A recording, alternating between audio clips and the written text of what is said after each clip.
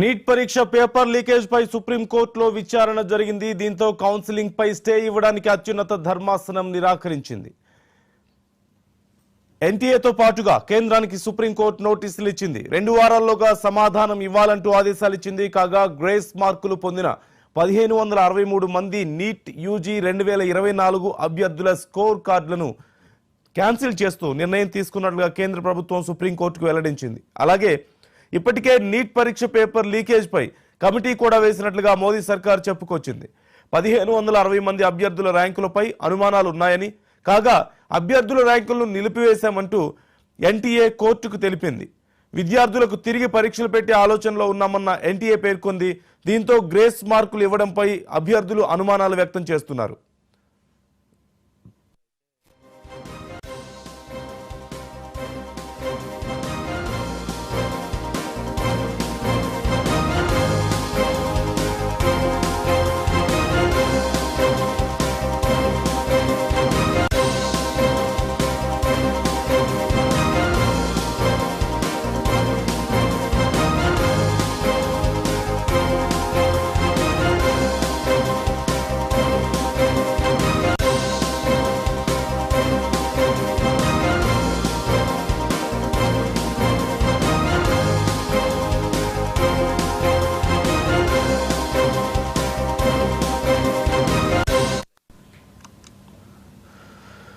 Neat పరీక్ష paper leakage పై సుప్రీంకోర్టులో విచారణ జరిగింది. దీంతో కౌన్సిలింగ్ పై స్టే ఇవ్వడానికి అత్యున్నత ధర్మాసనం నిరాకరించింది. ఎన్టీఏతో పాటుగా కేంద్రానికి సుప్రీంకోర్టు నోటీసులు ఇచ్చింది.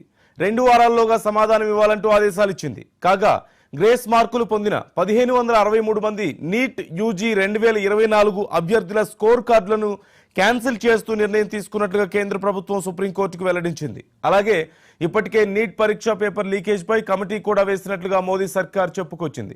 1560 మంది అభ్యర్థుల ర్యాంకులపై అనుమానాలున్నాయి. కాగా అభ్యర్థుల ర్యాంకులను నిలిపివేశామంటూ ఎన్టీఏ కోర్టుకు తెలిపింది. విద్యార్థులకు తిరిగి పరీక్షలు పెట్టే ఆలోచనలో ఉన్నామంటూ కూడా ఎన్టీఏ పేర్కొంది. దీంతో గ్రేస్ మార్కులు ఇవ్వడంపై అభ్యర్థులు అనుమానాలు వ్యక్తం చేస్తున్నారు.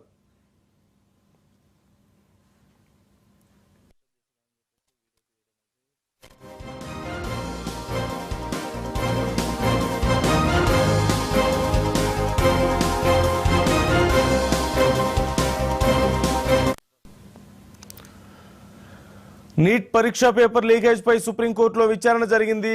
కౌన్సిలింగ్ పై స్టే ఇవ్వడానికి అత్యున్నత ధర్మాసనం నిరాకరించింది. ఎన్టీఏతో పాటుగా కేంద్రానికి సుప్రీంకోర్టు నోటీసులు ఇచ్చింది. 2 వారాల్లోగా సమాధానం ఇవ్వాలంటూ ఆదేశాలు ఇచ్చింది. పూర్తి సమాచారం మా ప్లానింగ్ ఎడిటర్ సురేష్ గారిని అడిగి తెలుసుకుందాం. సురేష్ గారు, ఈ కోర్టు విచారణకు సంబంధించి అసలు వివరాలు ఏంటి? ఫర్దర్ గా ఏం పరిణామాలు చోటు చేసుకునే అవకాశం ఉందంటారు? ఈ కేసుకు సంబంధించి ప్రొసీడింగ్ ఎలా ఉండే అవకాశం ఉందంటారు?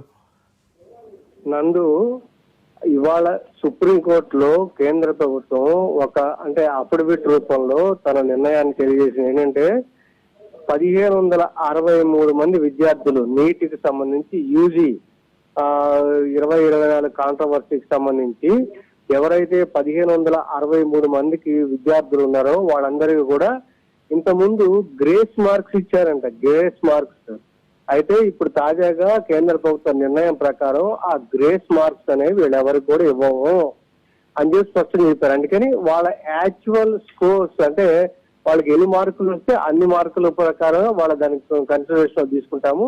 ఈ గ్రేస్ మార్క్స్ అనేది ఇవ్వము. కాబట్టి వీళ్ళందరూ కూడా ఎవరైతే ఆ 1563 మంది అభ్యర్థులు ఉన్నారో వాళ్ళందరూ కూడా మళ్ళీ టెస్ట్ కి అపియర్ మళ్ళీ టెస్ట్ రాయాల్సి ఉంటుంది, లేకపోతే అపియర్ కావాల్సి ఉంటుంది. దాని మీద కౌన్సిలింగ్ కూడా ఆఫ్టర్ దట్ కౌన్సిలింగ్ అనేది జరుగుతుందని చెప్పి సుప్రీం కోర్టుకి కేంద్ర ప్రభుత్వం ఇవాళ తెలియజేసింది.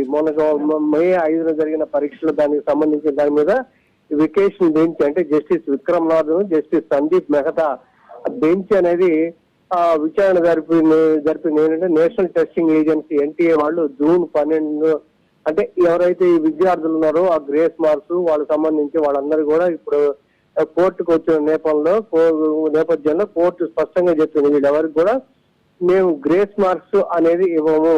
కాబట్టి వీళ్ళకి అందరికి కూడా మళ్ళీ యాక్చువల్ మార్క్స్ మాత్రమే ఉంటాయి. దాని ప్రకారమే వీళ్ళు అపియర్ కావాల్సి ఉంటుంది అని చెప్పి చాలా స్పష్టంగా చెప్పింది. ఈ రకంగా ఈ 1563 మంది విద్యార్థులకి కేంద్ర ప్రభుత్వం ఇవాళ షాక్ ఇచ్చిందని చెప్పొచ్చు నందు.